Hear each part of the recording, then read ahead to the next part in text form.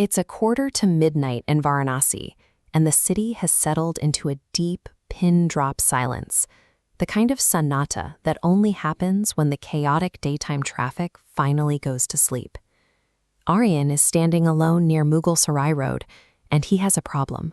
He's exhausted from work, desperate to get home, and facing back-to-back rejections from every auto driver on the street. No one wants to drive out of their way this late at night. He's entirely reliant on these auto drivers for one specific reason: he never learned how to ride a bike. It's a tiny gap in his adult skill set that has left him completely stranded and vulnerable on an empty road. A single scooty approaches through the gloom. Adya chooses to skid to a halt right at Aryan's feet, her headlight pinning him in place. Their dynamic clashes instantly. Aryan tries to maintain some dignity, acting like he's perfectly fine walking all the way home. Adya immediately sees through it, dropping bossy, teasing demands and telling him to quit acting like a hero and get on the seat.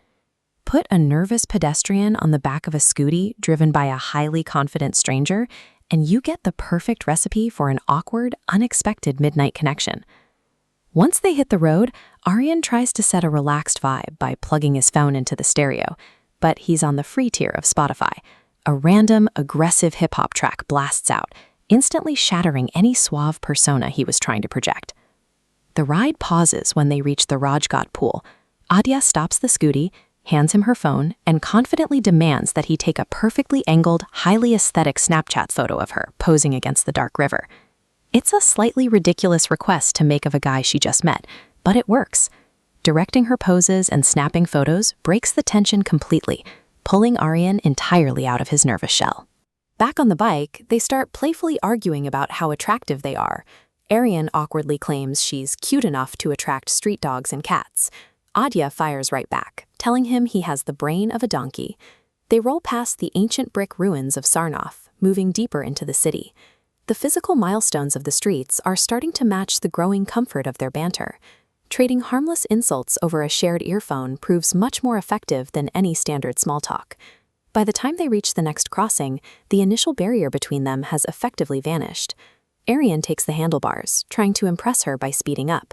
That backfires immediately when a random uncle on the road forces them to stop and delivers a lengthy, embarrassing lecture about driving safely at night. Looking to shake off the embarrassment, they pull up to Papu Hotel, a local tea stall for a late-night snack. But the vibe suddenly shifts. A group of guys arrive and start overtly staring at Adya, making her shrink back. Aryan reads the room in a second. He doesn't puff out his chest or start a loud confrontation. Instead, he smoothly cancels the time-consuming tea order, grabs a Coke, and gets them back on the road before anything can escalate. Adya notices exactly what he did. As a reward, she treats him to chai at a much safer, quieter stall down the road. She even leans into the joke, playfully winking at the stall vendor when asked if they're a couple. It's a quiet realization for Adya. Seeing Aryan prioritize her safety without making a scene changes the stakes of the ride from a simple favor to something far more deliberate. The dynamic between them settles as they get back on the scooty. They split a pair of earphones, listening to the same track in sync as they glide through the dark. With the end of the ride approaching, Aryan makes a deliberate, unspoken choice. Instead of heading straight to his gate, he steers them toward a much longer route, extending their trip through the empty neighborhoods of Padia and Ashok Vihar. Here is the irony. Adya's friend lives right in this area. She knows these streets perfectly.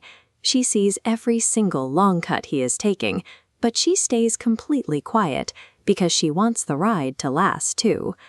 When they finally reach his gate, Aryan's newfound confidence vanishes.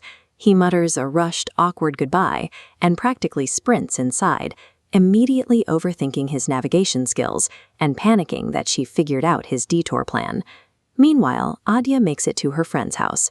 While Aryan is spiraling in his room, she falls into bed with a highly satisfied smile, happily ignoring the ringing of her phone as she drifts off to sleep. In the end, the most enduring connections often come from these specific, messy ingredients: sharp banter, a protective instinct, and the shared, silent decision to never let the ride end.